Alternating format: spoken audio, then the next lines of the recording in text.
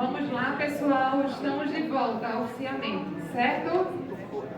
Retornaremos agora com as perguntas que vocês fizeram e com as respostas do professor Severino. A gente vai tentar dar conta de todas as perguntas que chegaram e que bom que chegaram.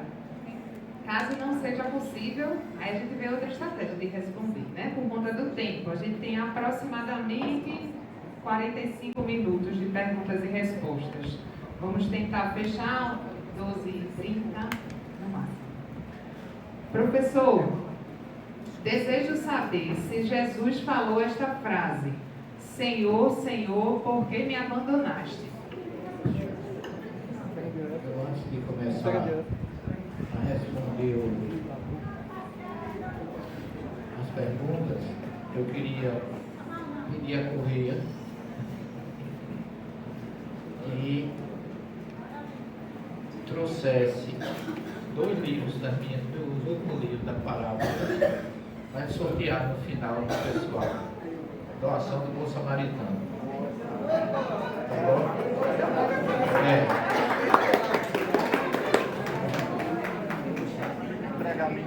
E se alguém não desejou e não conseguiu, a gente facilita, né? A espiritualidade vai cuidar. Passa por aqui. Agradecendo já aqueles que colaboraram com a nossa casa. Bem, mas essa frase,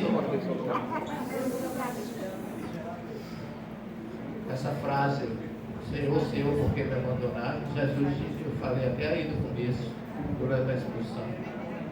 Jesus não usou dizendo que estava abandonado. Ele usou referindo-se ao que está no Salmo 22, dessa frase lá. Davi, o grande rei de Israel, da tribo que Jesus fazia parte, tanto que Jesus é considerado a família de Davi, o cego de Jericó de Jesus, filho de Davi, tem piedade de mim, e ficou chamando por ele. Então o que ele está dizendo é como se fosse assim, olha, tudo que Davi falou a respeito de alguém na cruz, esse alguém sou eu. Ele profetizou a minha crucificação. Porque Jesus não disse apenas essa frase.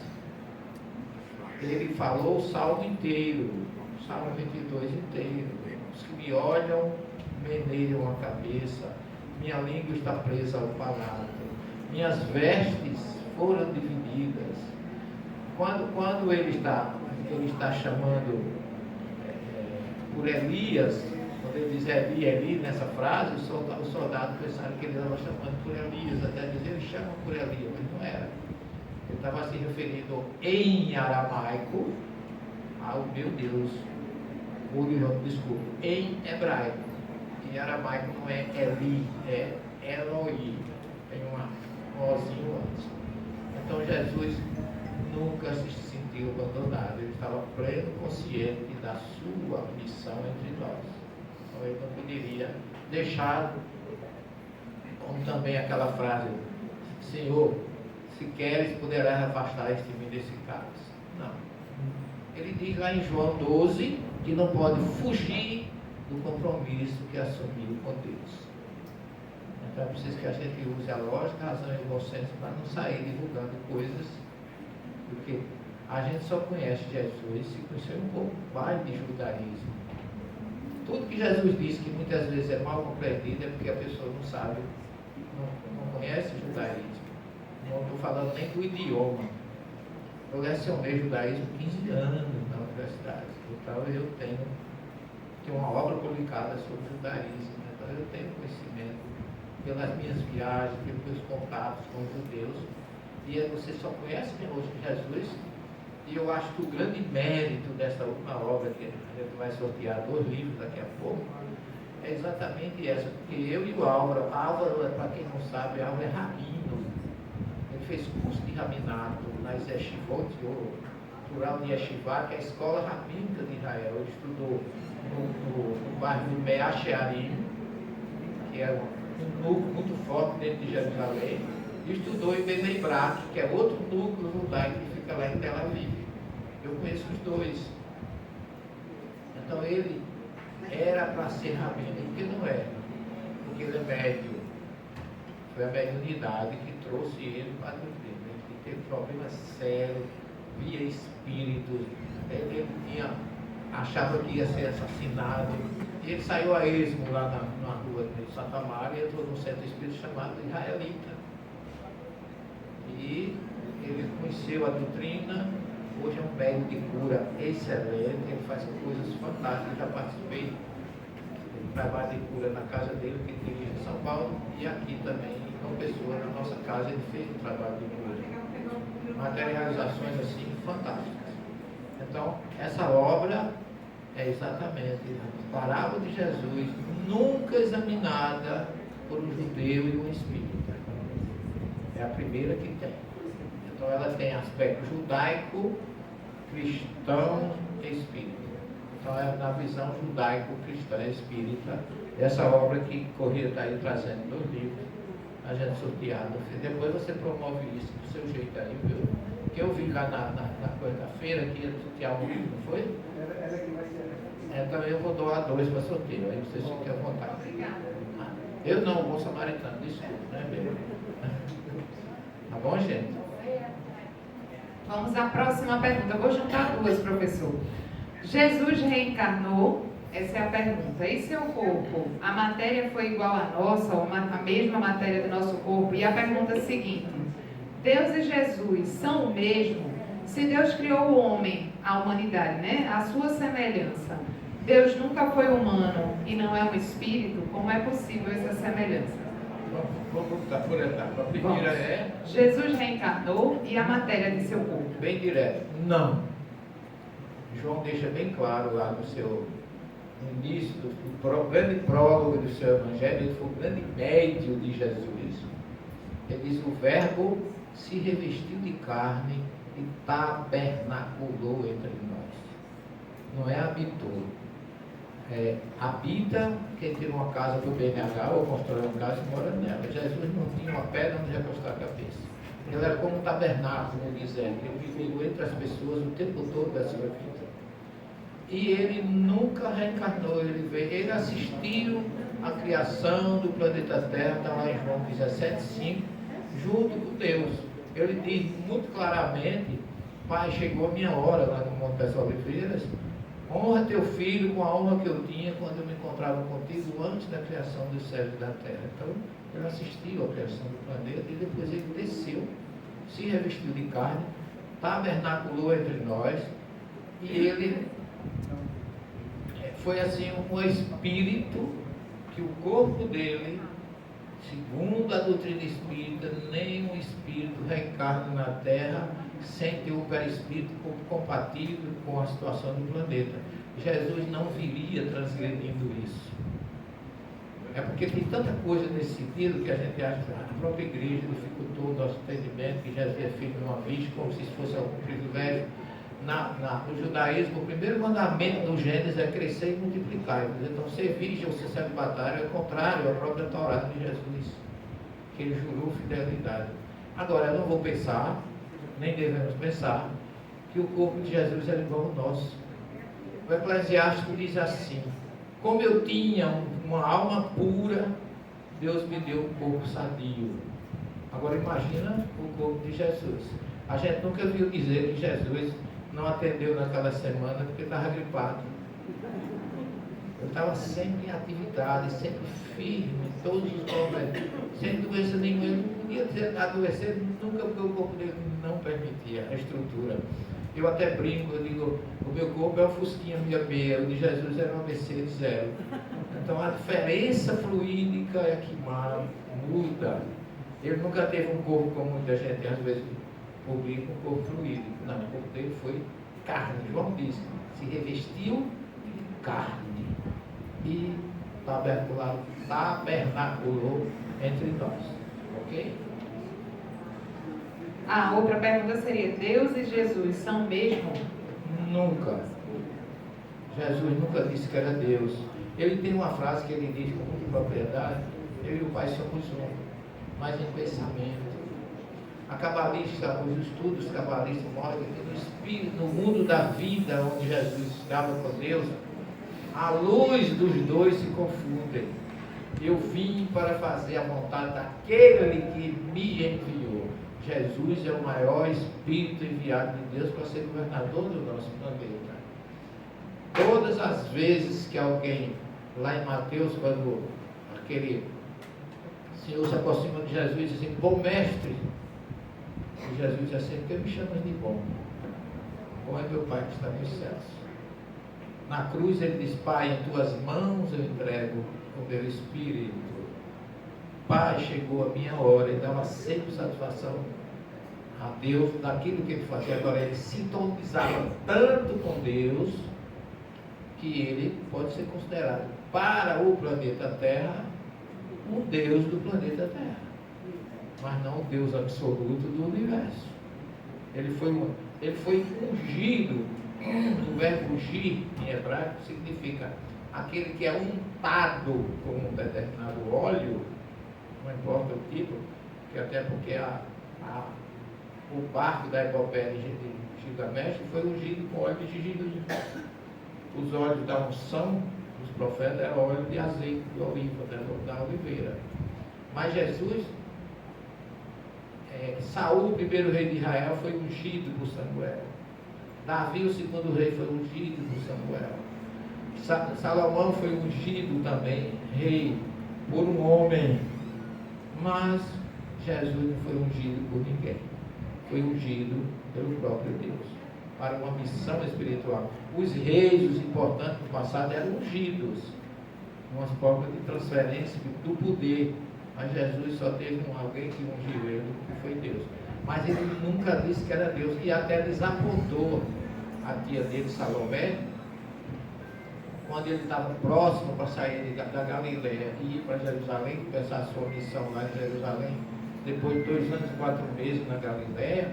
Quando ele se prepara, Salomé, sabendo já que ele já tinha dito que ele iria para Jerusalém para ser crucificado, para ser na mão do sacerdote, ela diz assim: mestre, quando estiveres no teu reino, eu te peço, coloca meus 2 filhos, João e Tiago, uma à direita e outra à esquerda, a tua esquerda, porque mulher e mãe só pedem pouco. Eu só queria isso, só isso era suficiente. Eu me lembro quando comecei a entrar no seminário e eu vinha para João Pessoa, pegava o ônibus. Quando chegava na estrada que eu parava o ônibus estava assim, uma lata de sardinha. Tinha gente que só não estava sentado na janela.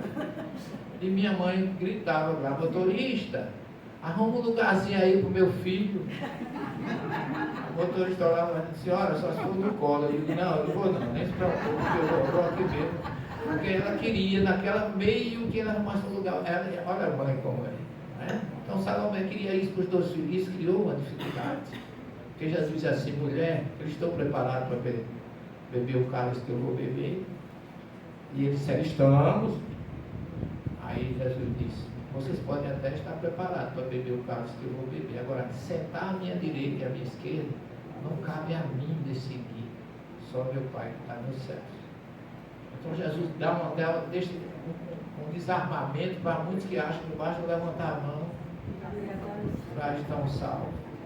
Né? Quando ele disse: não é o que disse o Senhor que entrará no reino dos céus. Então Jesus nunca disse em nenhuma passagem que era Deus.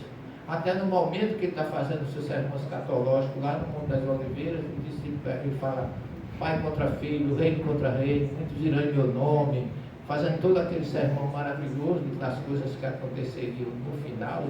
O discípulo pergunta: mestre, quando isso vai acontecer? Mateus 24, 36. Confiram lá que ele está dizendo assim: a ninguém é dado saber o dia nem a hora, nem mesmo o Filho do Homem, só meu Pai que está nos céus. Então Jesus em nenhum momento assumiu a autoridade de Deus. A igreja fez isso, né? Porque criou uma trindade que nem Santo Agostinho, com toda essa filosofia, sua sabedoria, conseguiu explicar como é que 3 pode ser 1 e ainda mais. Deus é Espírito, está lá em João, no Evangelho de João, e a igreja diz que são 3 pessoas. Deus é pessoa. Chico, Mané e Antônio, trindade. Não pode ser assim, gente. O Deuteronômio 6,4, lá no texto original, está escrito assim em hebraico: Adonai Eloheinu, Adonai Echad. O Senhor é nosso Deus, Ele é único. Aí você vai dizer para um judeu que Jesus é Deus, e que ainda tem um Espírito Santo de troco? Não tem absolutamente nenhuma lógica, porque se Abraão defendeu o monoteísmo, Moisés trouxe nos 10 mandamentos, Deus único, porque são 3. Ninguém explicou isso até hoje, nem explica. Como a igreja não explicou, decretou que seria dogma de fé, porque qualquer coisa se desmancha, menos o dogma de fé.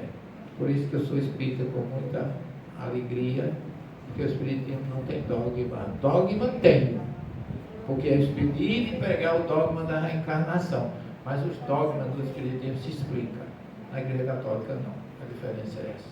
Você não é obrigado, aqui no espiritismo ninguém é obrigado a acreditar em nada, mas saiba que você vai colher tudo que você plantar. A sua salvação, o seu mérito está em suas mãos. Depende de você exclusivamente, sem intermediário, sem hierarquia, sem papa, sem bispo, sem cardeal, sem conde, sem arcebispo, de forma nenhuma. Deus, Jesus e nós. Esse é o que a doutrina nos prega, mostrando que o caminho de Deus é um caminho de liberdade, não de imposição, nem de alguém que possa dizer quem pode ou não entrar nos céus. Professor, temos muitas perguntas. Gente, desculpem se algumas não forem feitas, viu, por conta do tempo, mas vamos nos esforçar. Aproveitando que o senhor está falando de dogmas, vai entrar no tema milagres. A pergunta é: milagres existem? Jesus sofreu? Primeiro, Kardec deixa bem claro que o milagre, ele é milagre enquanto a ciência não mostra como ele acontece. E que na sua racionalidade, na obra Gênesis, Kardec diz assim: o milagre seria uma revogação da lei divina, e Deus não revoga a sua lei, senão ele não seria Deus.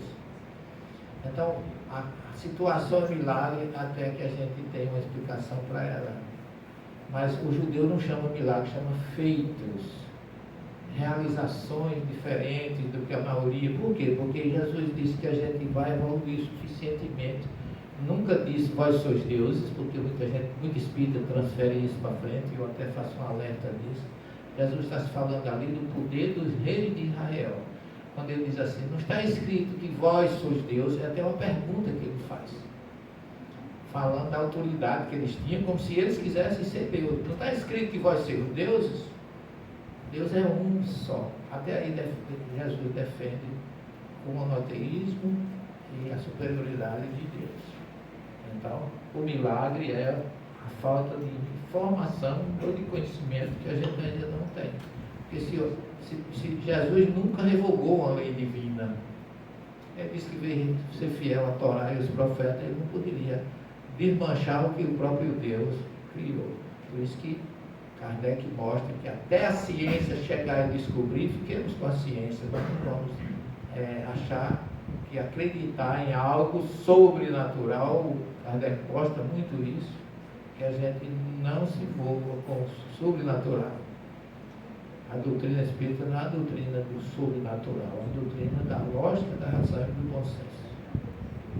Eu acho que está no mesmo ponto que o senhor acabou de apontar, professor, por que espírita não aceita / acredita em milagres? Por isso, porque a doutrina de Kardec diz lá no Evangelho segundo o Espiritismo que a ciência e as religiões nunca se entenderam, que cada um vê as coisas do seu modo.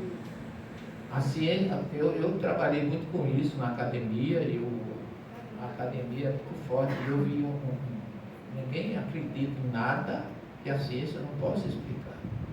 E por isso que houve sempre tanto choque entre as religiões e a ciência. Há uma briga acadêmica entre o criacionismo e o evolucionismo. Porque o criacionismo é de Deus, perfeito, ótimo.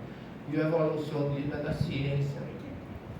Então, com Darwin começou essa divisão do que é racional e do que não é racional. Então, religião, a Kardec começa falando disso, que eles nunca se entenderam, porque cada um vê a coisa do seu modo. Eu conheci um pastor que escreveu algo dizendo assim: a verdade do criacionismo e a mentira do cientificismo, ou do darwinismo, ou da evolução. O milagre da criação e a mentira da evolução. Porque o judeu, os nossos irmãos protestantes, sobretudo aqueles líderes, eles acreditam simplesmente que a Bíblia caiu no colo, prontinha do jeito que está. E quando eu dava aula sobre civilizações pré-bíblicas, que eu mostrava diferente, eles ficavam tudo bravo comigo. Mas a ciência, a história, e Deus nunca condenou a ciência. Se ele condenasse, ele não teria permitido que nós usássemos a ciência como conhecimento libertador. E aí Kardec, com muita prudência, diz assim: nunca se entenderam, porque cada um viu a coisa a seu modo. Mas espiritismo e ciência não podem caminharem, deixarem de caminhar lado a lado. Porque a espiritismo sem a ciência é manco, a ciência sem o espiritismo é incompleta. Então significa que os dois precisam caminhar lado a lado. E ainda foi mais adiante, quando a ciência apresentar alguma coisa que se choque com os postulados da doutrina, siga a ciência. Porque só é uma questão de tempo, porque lá no capítulo 24, item 7 do Evangelho segundo o Espiritismo, ele diz assim: os espíritos não disseram tudo. E se eles não disseram tudo, não é porque a doutrina possua esoterismo, ocultismo, ou nada escondido, é porque cada coisa deve vir a seu tempo, à medida que os homens estejam preparados para receber. Então, vai chegar o momento de que não haverá mais segredos, porque a ciência vem aí exatamente para resolver qualquer dificuldade. E é por isso que o Espiritismo está sempre em atalaia, sempre na arquibancada, aceitando tudo que vem pela ciência, para não criar fanáticos. O problema do planeta hoje é o fanatismo. As religiões, nenhuma religião precisa de fanatismo. E nós estamos com a guerra aí do planeta por causa do fanatismo religioso. E não agrada a ninguém. Deus é amor, misericórdia, luz e paz. Fora disso, o que vier é fanatismo. Eu sou muito ortodoxo, gosto da coisa certa, mas o Espiritismo me ensinou a ter um pé atrás e não achar que a última palavra é minha. Tudo que eu estou trazendo aqui para vocês, amanhã você, olha, depois daquilo eu descobri isso, aquilo. Então, até o momento, é o que eu estou respondendo a vocês, que existe com relação à ciência e religião. Se bem que o Espiritismo, de uma forma geral, não é uma religião constituída com sacerdote, com hierarquia, com vela, dor, incenso, cromoterapia, nada disso. O Espiritismo é a ressurreição do Evangelho de Jesus que está chegou para o século XIX. Porque o papel do Espiritismo é ressuscitar o cristianismo, que foi perdido a partir do século IV, com o imperador romano chamado Constantino, graças a Deus que não foi Celestino, porque ele deixou um legado terrível, desvirtuou tudo e ficou na pureza da mensagem do cristianismo primitivo até o ano 325, com o concílio de Nicéia. Dali para cá, é tanto que hoje, eu às vezes me arroro, eu não estou obsediado, mas eu costumo dizer o seguinte: eu não sou cristão na concepção desse cristianismo histórico do século IV. Eu me considero muito mais seguidor de Jesus, porque aí Jesus não pregou religião, ele não pregou para cristão, não pregou para Oriente, só para aqueles que vinham na Galileia, na Samaria, Judéia, em Jordão. Não tinha um brasileiro, muito menos pernambucano, nem um paraibano. Então ele pregou numa época que a gente tem que ter consciência que ele não pregou o cristianismo. O cristianismo foi fundado um ano depois, lá em Antioquia, onde, sob sugestão de Lucas, passaram a chamar os soldados de Jesus, cristiani, soldados do Cristo, e passou a chamar cristianismo. Jesus, o único Filho de Deus, é uma pergunta: sendo unigênito, todos nós não somos ou não somos filhos de Deus? Jesus, quando se fala, isso é mais uma herança da Igreja Católica, com todo respeito, do Concílio de Nicéia, que eu acabei de falar nele, no ano 325, ali na região, fica bem pertinho de Istambul, na Turquia atual, a antiga Constantinopla. E foi uma das coisas, o resultado do concílio de Nicéia foi o credo que a gente escuta na missa todos os dias.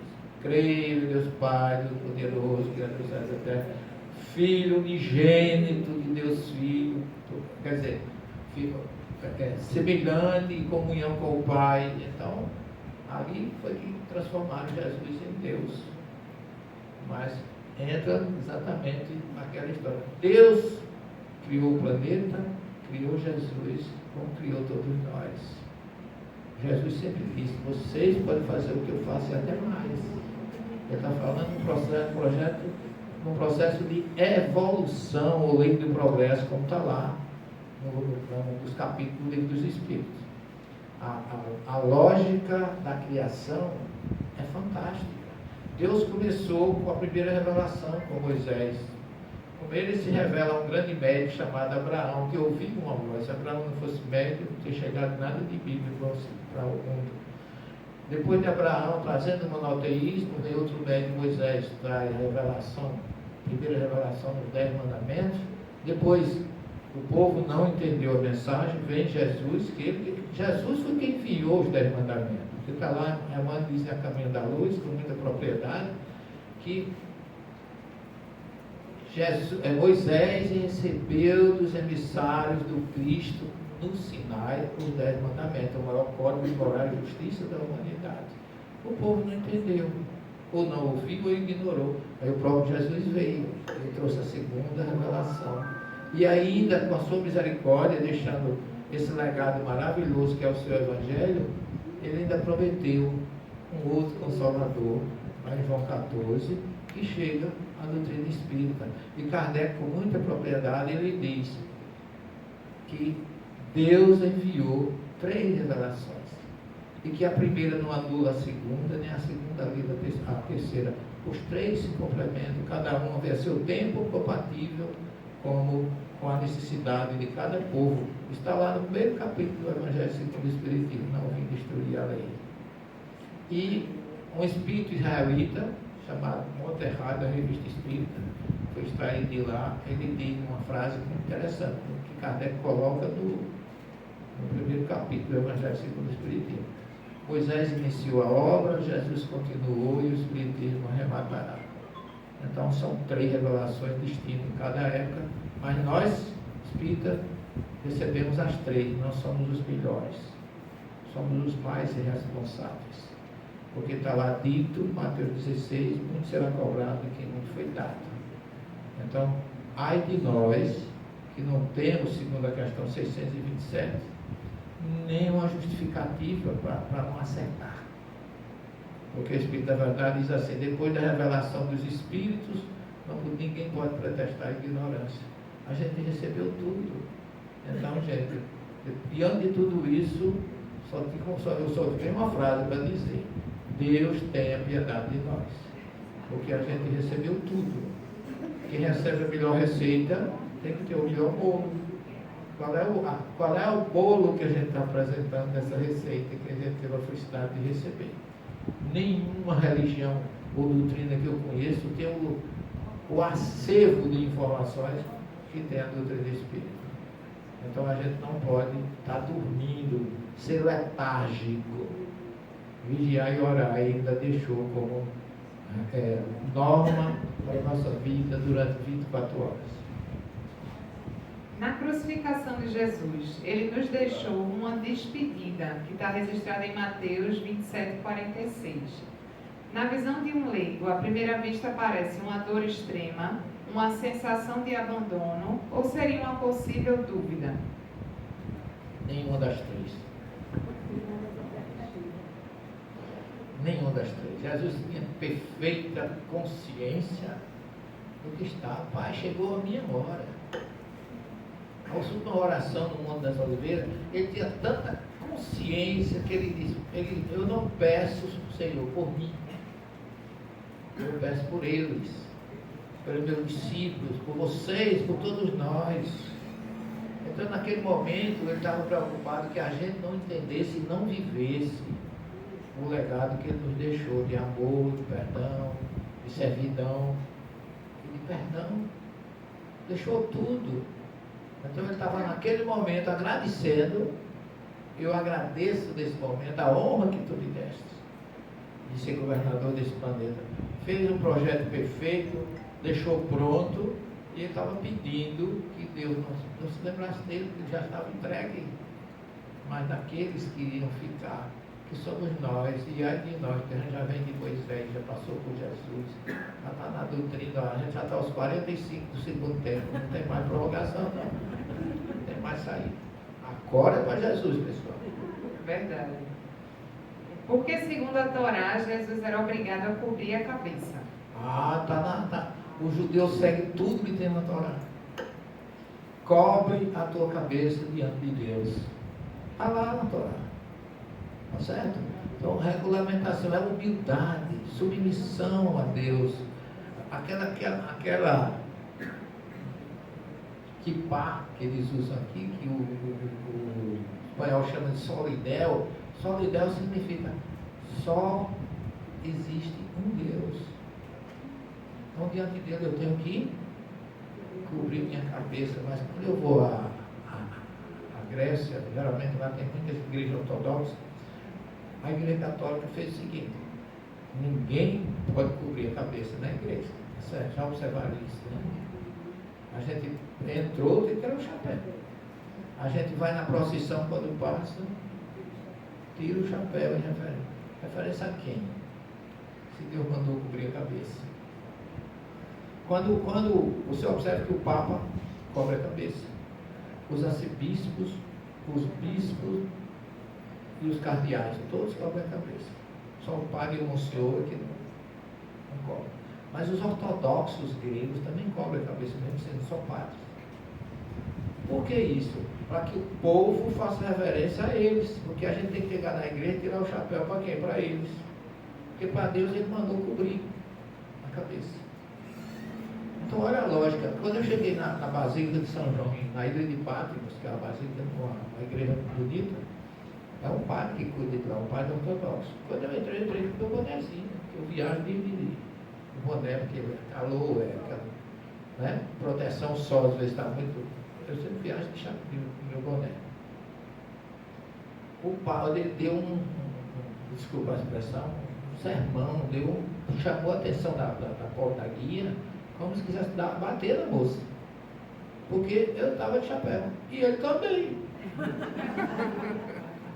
Porque eu queria que eu tirasse meu chapéu para ele. Aí eu disse a ela, perguntei a ele porque ele está de chapéu e eu não posso ficar. Aí ela disse, eu não posso fazer isso. Não. Eu digo, então ele fica com o chapéu dele e com a igreja dele. Eu estou saindo, vai sair. Porque Deus é para todos, gente. Que hierarquia é essa? As pessoas criam coisas que não tem nada a ver. É lógica. Vamos usar Kardec. Eu conheço uma história muito bonita, não lembro quem foi que contou, no centro espírita, que chegou a uma pregadora muito importante, com muito conhecimento, fez uma pregação muito boa, e no final tinha os passes. E ela foi aplicar passe. Só que ela falou em pé 45 minutos, ou 50, estava cansada, a mulher, coitadinha, tem aquele negócio de botar o calcanhar lá perto do juiz da trás, coisa, com aquela sandália que eu digo, você não tem medo de cair daí não, você pode na queda. Aí ela estava cansada, tirou o sapato. Todo mundo foi aplicar passo, foi tirando o sapato, botando em mão dela. A gente adora o ritual, gente. Como se o ritual fosse substituir a essência. Quando eu comecei a desenvolver a doutrina espírita, toda a vida fui observador. Eu não é porque eu sou espírita, porque eu sou cego às coisas que a doutrina às vezes tem, não tem nada a ver. Criações do homem. Né? Misticismo, ritualismo.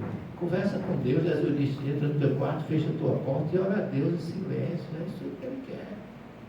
E a gente fica preocupado com o superficial. Então, tinha filho de passe, 5 passistas. E tinha um senhor, não sei onde ele aprendeu aquilo, para dar passe, que ele pegava, antes dele, se você chegava, ele pegava, eu vou tirar o microfone, mas é para você entender o que é que ele fazia.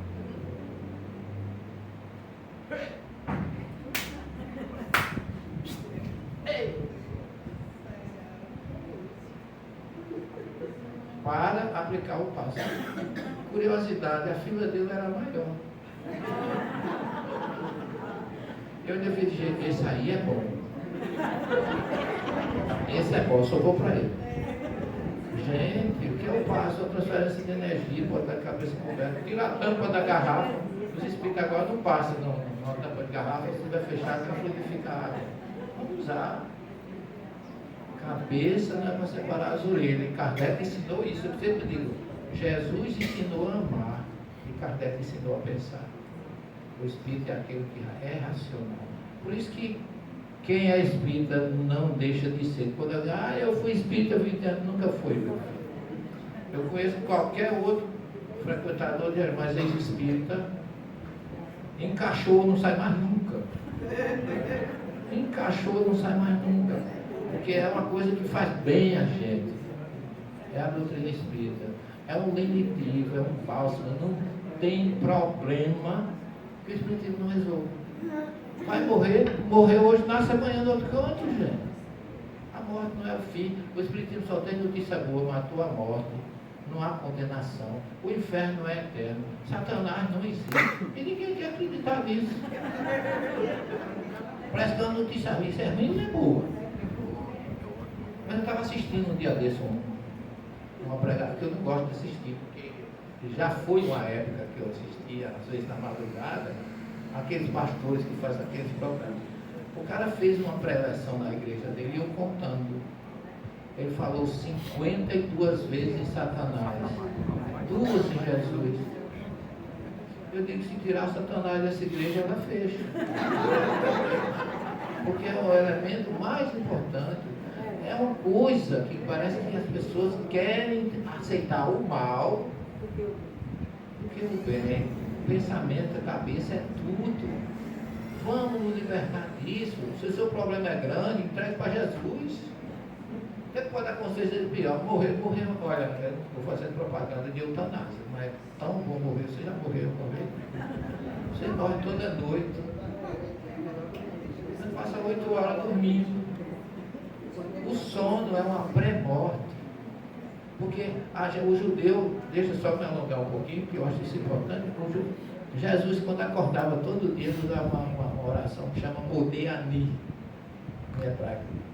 Modé do verbo todar. Todar é agradecer. Daí o nome Judas. Judas significa agradecido, grato. Então, você diz Modéani, eu te agradeço, meu Senhor. Quando ele acorda, ele senta na cama. Por ter permitido que a minha alma voltasse ao meu corpo. Tu és o Rei do Universo e Tu és eterno. Grande é a tua fé.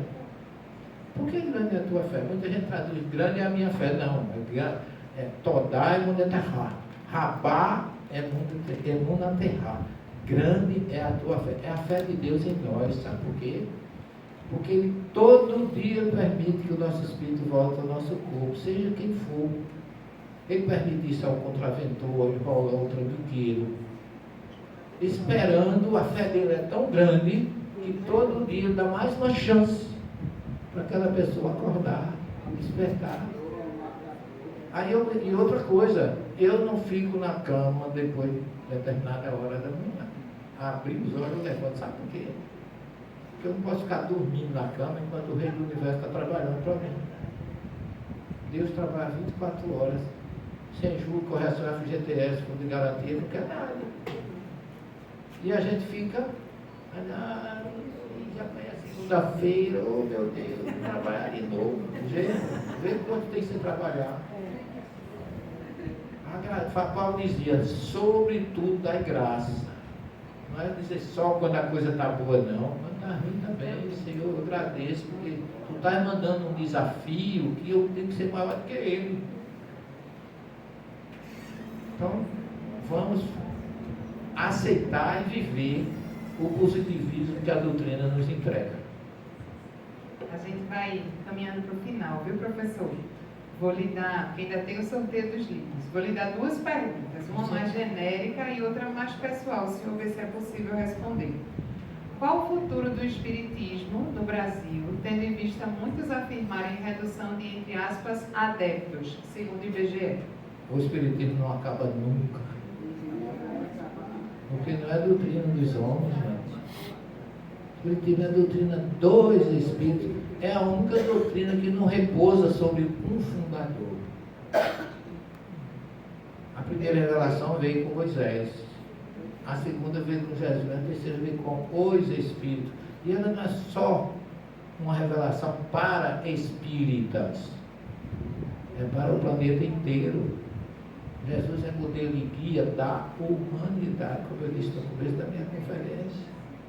Ele está com gregos, troianos, zoroastrismo, budismo, shintoísmo, o que você quiser, shintoísmo, o que você quiser, está lá. Vai ver que todas essas religiões ainda têm um fundo de moral. E a maior obra do Espiritismo, lá no capítulo 3º do livro dos Espíritos, é as leis morais. É o que salva a humanidade. Se eu tiver respeito, justiça, amor e caridade, o problema está resolvido. Eu não preciso de Espiritismo para isso. O Espiritismo é um suporte, para mim, muito grande. Mas, se você ama, serve, perdoa, você está no caminho, onde você estiver. A palavra religião significa religar quem desligou. Os que não desligaram não precisam religar nada. Por isso que Divaldo só dizia assim, eu prefiro um ateu honesto do que um religioso hipócrita. E é uma verdade. Deus não vai cobrar a religião de ninguém, não. Está lá em Mateus 25, 31 a 46. No juízo final vai haver uma seleção na transição planetária. Os bons à direita e o mal à esquerda. O que é que ele diz para os bons?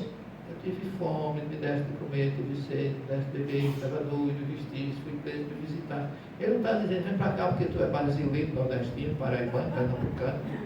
Tu és de brasileiro. Tu és de Sobradinho. Não. Ele está mostrando que o que vai valer é a sua atitude de amor e cuidado com o outro. Servir é o verbo cristão. Do espírito, do espírita. Porque se você não serve, meu filho, acorde, é tempo ainda. O espiritismo é ação. Olha a grande frase, o grande suporte da nossa doutrina. Fora da caridade não há salvação. Não é fora do espiritismo. E Kardec criou isso em contraponto com a igreja que dizia fora da igreja não há salvação, como se a igreja católica fosse a única saída do planeta. Não. Eu sou espírita, não sou fanático, respeito todas as religiões e dou bem com todo mundo, porque eu não vejo no outro uma religião. Eu vejo uma criação de Deus. Todos nós, olha aqui, temos diferente. Todo mundo aí tem 2 mocotó, 2 urinhas, 2 ordinários. Deus não botou diferença em ninguém, gente. Então somos iguais.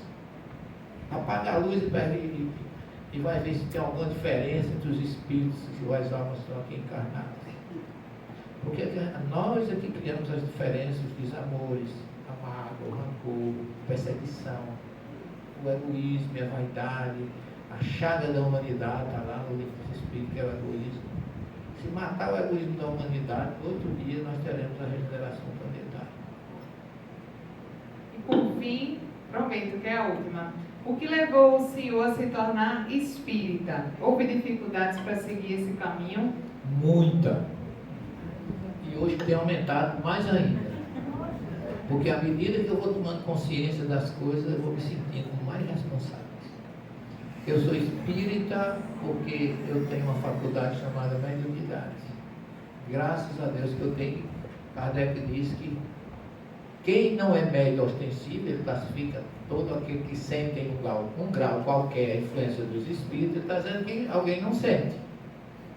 Tá certo? O meu diretor espiritual há muito tempo, que era um grande espírita, ele não recebia espírito, não sentia nada. Mas era uma pessoa de conduta espírita. Certo? Então ele não era médium. Certo? Mas Kardec diz que não existe quem não tenha mediunidade, mesmo de formas rudimentares. E desse ponto de vista, todos somos. Então, a mediunidade foi quem me trouxe para cá, porque eu era católico, apostólico, romano, furado na venta, tinha que ir para a missa todo domingo, era assim. Para eu aceitar o espiritismo foi pela dor, a obsessão 14 anos de observação severa, eu não podia dormir, comer direito, me alimentar, os espíritos me perturbando. Aliás, hoje eu peço até perdão a eles, não me perturbavam, me cobravam o que eu devia para eles. O espírito não perturba, eles nos procuram para receber ajuda, não é certo? A gente que os atrai com a nossa forma de ser. E depois que eu descobri a doutrina, porque eu comecei a ver espírito com 6 anos de idade, eu via minha avó, via minhas tias desencarnadas. E aquilo ali eu fico pensando assim, para aqueles que são avessos à doutrina, que é coisa de Satanás, enquanto ninguém vê a mãe dele, é Satanás. Não for a mãe dele, não é Satanás, não. Eu tinha um primo que era fraco, não gostava muito por eu ser espírita, mas depois que ele desencarnou, ele veio a mim e me confirmou. Ele fez questão de vir numa psicografia mecânica que o médico nunca me conhecia, não sabia. Ele me conhecia, mas eu nunca falei que eu tinha um primo frade, absolutamente nada. Ele trouxe toda essa peculiaridade, que foi uma psicografia autenticíssima até. Ele dizia assim, meu caro primo, a teologia, porque eu sou teólogo e ele também. A teologia que a gente aprende aí, quer dizer, aqui na Terra, é diferente da que a gente estuda do lado de cá, no mundo espiritual. Nossa família está reunida. Aí deu o nome do meu pai, da minha mãe, que são tios dele, né? A mãe dele era minha tia Francisca. E no final ele diz assim, a família toda está agradecida a Deus pelo caminho que você escolheu para apresentar Jesus. Eu me emociono com essa mensagem. E no final ele diz assim, o frade na carne, agora espírito. Então ele reconheceu, no mundo espiritual não tem grego troiano, é tudo Espírito de Deus voltando para resgatar aquilo que fizeram. Então, não foi fácil, primeiro pelo preconceito. Eu passei 5 anos espiritólico, era uma mistura de espírita com católico, porque na quinta e na sexta eu ia para o centro pecar, no domingo eu ia para a igreja limpar, confessar, comungar e começava tudo na outra semana. Até que um dia eu descobri que não precisava mais voltar para a igreja, porque agora eu estava numa outra. E foi assim que eu, há 47 anos, quer dizer, 42 anos, puramente, eu me dediquei à doutrina e ninguém nunca vai me chamar de ex-espírita. Eu ainda peço a Deus que eu não reencarne mais numa família que não seja espírita, porque foi mais sofrimento para mim, foi mais difícil. A gente vai encerrar aqui as perguntas, professor. Mas a questão de fé, o senhor poderia falar para a gente, a fé raciocinada, a fé dogmática da igreja, e essa acredita, fé em Deus, que Deus faz um milagre e fica sentado esperando que Deus coloque as mãos e faça um milagre também. Ela quer que eu fale sobre fé e fé raciocinada. 5 minutos, viu, querida? Porque existe um Deus na história do mundo, chama Deus Cronos, que não perdoa ninguém. Ele é grego, ele é um grego muito forte, né? Eu não vou poder parar o relógio, porque ele não para para mim. Mas eu vou dizer uma coisa, a palavra hebraica emuná significa fé. Emuná é uma palavra que, ela, como o hebraico não tem vogal, você pode pronunciar ela como emuná, e é fé, e imuná, o i significa todo esforço, toda a prática que eu faço para justificar a minha crença em Deus. Então significa que se você tem fé, mas não tem obra, como Tiago, irmão de Jesus, falou, a sua fé é morta. Porque fé sem obras não existe. Por isso que o Espiritismo, fora da caridade, não há salvação. O que eu acho bonito é a fé raciocinada. Qualquer fé cega é fanatismo. Então, se você, Tiago diz assim, ele vai mais adiante, ele diz assim, se alguém está com fome e te pede um pão, se tu disser não tem, vai em paz, Deus te abençoe, você matou a fome dele? Não. Mostra-me, aí ele diz, mostra-me a tua fé sem obras, que eu mostro a minha fé pelas minhas obras. Essa questão de fé pela graça foi uma mal interpretação da carta de Paulo aos Efésios, feita pelos nossos irmãos protestantes, de que graça não significa de graça. A única graça que eu recebi de graça foi a minha esposa, está aí no auditório. Mas a graça de chegar a Deus, meu filho, é você que tem que conquistar. com o seu trabalho, com a sua renúncia, com o seu perdão, com a sua razão, lógica e bom senso. Não pense que você vai entrar no céu com todo respeito pela porta da cozinha. Não. Você vai entrar com todo mundo. Deus não faz diferenças. Deus não faz diferença de ninguém. Para Deus não há o maior nem o menor. Todos nós somos iguais e cada um vai chegar até Ele com a sua construção pessoal, que fica no nosso perispírito espiritual. E Ele ainda é tão bom que Ele ainda deu chance da gente, não terminou agora, volta, continua na próxima. Então, reencarnação, lei de causa e efeito, ausência de morte de Satanás, ausência dessa questão do demônio no planeta. Daimon, a palavra grega, significa gênio bom. Sócrates dizia assim: eu não faço nada que o meu Daimon não me permita. Mas era o guia dele. E a igreja chamou Daimon de demônio para Satanás e chamou Ângelos de anjo como anjo bom. Mas tem anjo mau também, tem anjo mau, tem anjo bom, tem anjo papudo, né? É aquele que nós a maioria somos, né? Mas a fé sem lógica, razão e consenso, minha querida, não existe. Vamos aos sorteios dos livros, senão a gente não vai embora. Professor, muito obrigada mais uma vez, viu? Que o senhor possa continuar nessa linda tarefa de estudar e esclarecer a tantos. Vocês receberam, pelo que eu soube, uma mensagenzinha que tem um número. Aí a gente está com essa missão agora de dizer os números aqui, para vocês ganharem de presente da Feleol esses 15 livros, mais os 2 livros que o professor Severino deixou aqui. Eles vão ser os últimos, certo? Diga aí o número para a gente, professor. De 1 a 120. Número 7. 7. Levante a mão aí, número 7. Não está presente. Chegou o número 7? Não. Diga outro, professor. 14. Número 14 está presente? Não?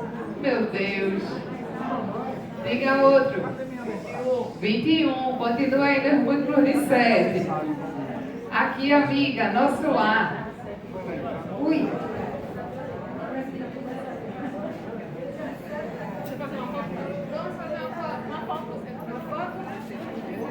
Professor, vai pensando no outro número já. Diga aí.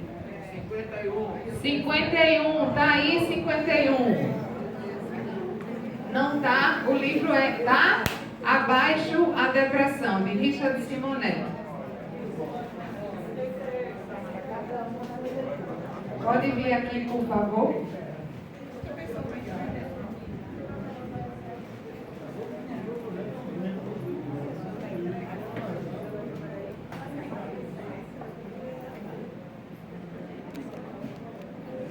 Denis, diga aí o número que o professor não tenha dito. 36, está por aí? Diga outro, Denis, que tá não, 36 não. 17. 67, desculpa. 67. Não, ô menina, cadê esse povo? É até 120. É até 120, eu estou 91. 91, cadê você? Diga mais, professor. 67. Chamou agora e não tá. 68. 67 chegou, peraí. Quem chegou? 91, que coisa boa. Livro dos médios para você.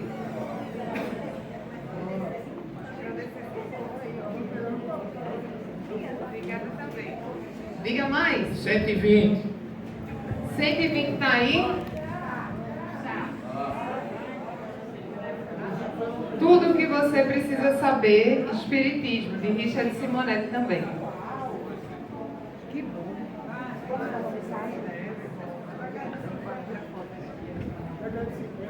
Depois a gente vai receber o cachê das fotos. 86. 86, tá aí? 49.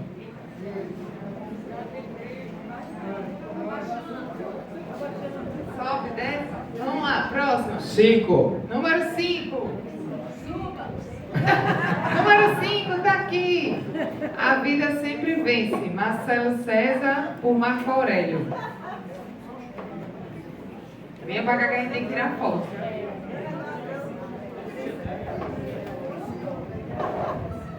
Oitenta e três.